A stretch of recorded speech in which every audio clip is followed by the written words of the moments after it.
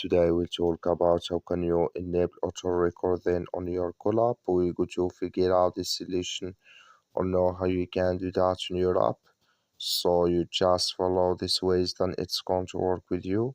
So all you have to do, you go here, you go above your photo profile, click on it here.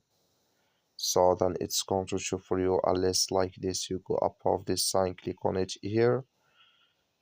So then it's going to take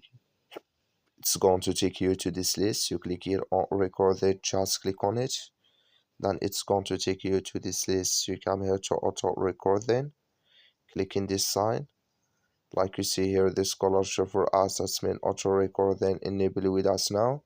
So that's all you have to do to enable it. I wish you know I get it, that's all.